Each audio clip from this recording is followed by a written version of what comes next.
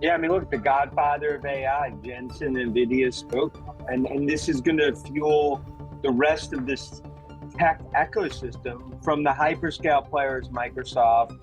You look at Google, Amazon, and others, and I believe this is a start, going back to the fall, of a new tech bull market. It's a Taylor Swift moment for tech bulls, and this is something where it's get out the popcorn, the bears go back deep into hibernation mode. All right, so here's what I think. I don't necessarily see that much of a play in some of the hardware OEMs. I think we continue for some time, at least the rest of this calendar year, maybe through next year, with the build out of large language models and then the inference from those models. Welcome to Money and Investment, where your financial future starts today. Ever wondered why starting to invest when you're young is a game changer? Let's dive in. Investing in the stock market might seem daunting, but it's a powerful tool for building wealth. Why? It's all about time and compound interest. Starting young means more time for your investments to grow. Think of it like planting a tree. The earlier you plant, the longer it grows and the bigger it gets. Worried about risks? The earlier you start, the more time you have to recover and learn from market ups and downs. And if you're starting at 50, no worries. It's about choosing the right strategies suited to your stage in life. NVIDIA's stock is on a remarkable 11% surge in pre-market trading, following another record-breaking quarter and robust guidance. In this Yahoo Finance interview, analysts Dan Ives and Paul Meeks describe it as a game-changer moment for tech bulls, signaling the start of a new tech bull market. They attribute this momentum to the influence of Jensen Huang of NVIDIA, the godfather of AI, and anticipate a significant impact on the broader tech ecosystem, including hyperscale players like Microsoft, Google, and Amazon. While discussing the company's ecosystem and its implications, Paul Meeks emphasizes a focus on original equipment manufacturers, OEMs, predicting continued opportunities in large language models and inference over the next year or so. Dan Ives, on the other hand, points out the dominance of NVIDIA in the AI space, highlighting the importance of the infrastructure build-out and downplaying concerns about a reduction in capex from major tech players in the short term. The conversation shifts to the consumer side of AI adoption, with a consensus that the near-term growth perspective lies in the enterprise sector. Meta, Apple, and Google are mentioned as key players eyeing consumer adoption in the coming years, with a timeline extending to 2025-2026. The analysts also touch upon the competitive landscape, acknowledging AMD as a company that may gain some market share, but affirming NVIDIA's continued dominance. The interview paints a bullish picture for NVIDIA, with a strong emphasis on its pivotal role in the AI revolution, potential opportunities for OEMs, and a positive outlook for the extended future, highlighting AMD and Taiwan Semiconductor as noteworthy players in the evolving landscape.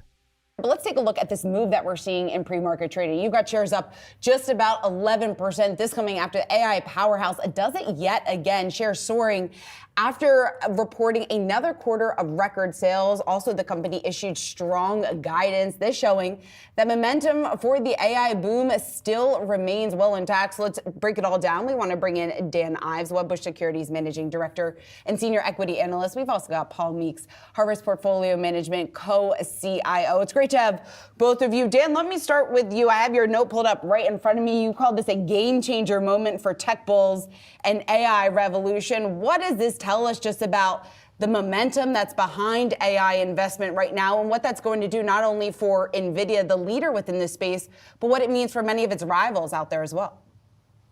Yeah, I mean, look, the godfather of AI, Jensen, NVIDIA spoke, and this is going to fuel the rest of this tech ecosystem from the hyperscale players, Microsoft.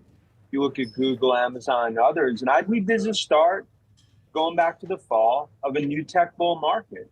It's a Taylor Swift moment for tech bulls, and this is something where it's get out the popcorn, the bears go back deep into hibernation mode.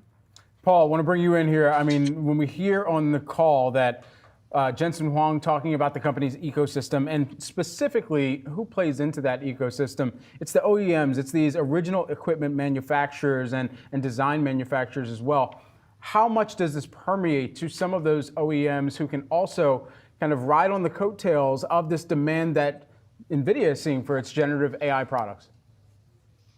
I actually only want to appear so I can see what Dan Ives, my buddy, is wearing today. That's always my trigger. He's in Hoodie Dan mode. I don't know who's better, Hoodie Dan or Hoodie Mellow. I love it. He's got it. Go ahead, Paul. How you doing, Dan? All right, so here's what I think. I don't necessarily see that much of a play in some of the hardware OEMs. I think we continue for some time, at least the rest of this calendar year, maybe through next year, with the build out of large language models and then the inference from those models. And so I see opportunities maybe in hardware, something like a Supermicro that was hammered hard on the anxiety heading into NVIDIA's print. Of course, now they'll continue to rise with NVIDIA. But infrastructure build, first and foremost, for another couple of years before we really see plays in, like, for example, the AI-driven PCs. We'll see how that plays out for folks like Hewlett-Packard and Dell. But I am still squarely with AI and the continued build out of large language models and then inference before we step into that next realm. Because again, I don't think it's going to happen for a year or so. Dan, the largest customers of NVIDIA is big tech. You've got Amazon, Meta, Microsoft, Alphabet making up about 40% of NVIDIA's revenue. I bring this up because it begs the question, what happens when we start to see a reduction in CapEx from some of these larger players? Is that a risk to NVIDIA, or how should investors be thinking about that? Look, I think Paul nailed it. And he's been early on AI as well.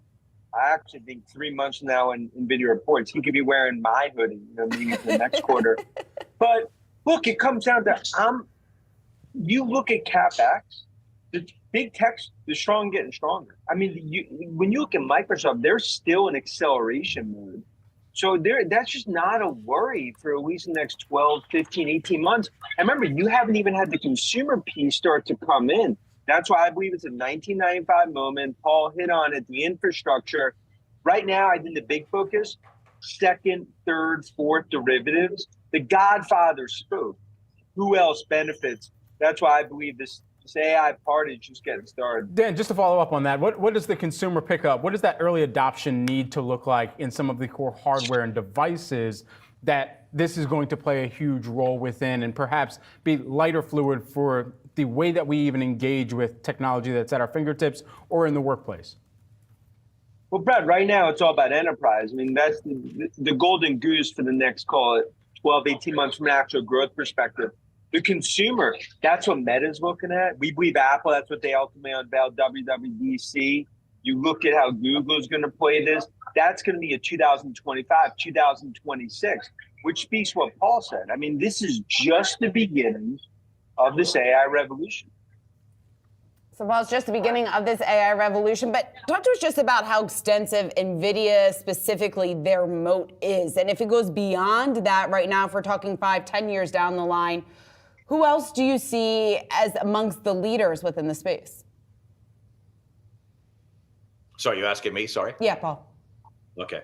Yeah, so I do think that AMD, which is a company that had been given up for dead years ago, but it's very well managed now under Dr. Lisa Su, they will take some share. Now, they will take some share, though NVIDIA, whether it's the continued build out of large language models or even in inference, will continue to have not the total share, which is essentially what they have now, but they'll still have a dominant share. But AMD should play a role.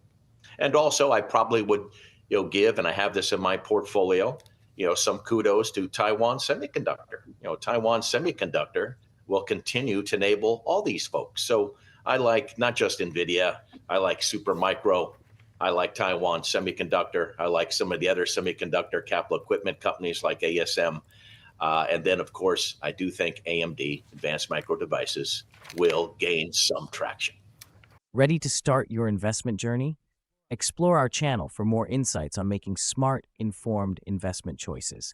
Remember, it's never too late or too early to start investing in your future. Join us at Money and Investment for for more tips and tricks on building your wealth. Subscribe and turn on notifications so you don't miss out.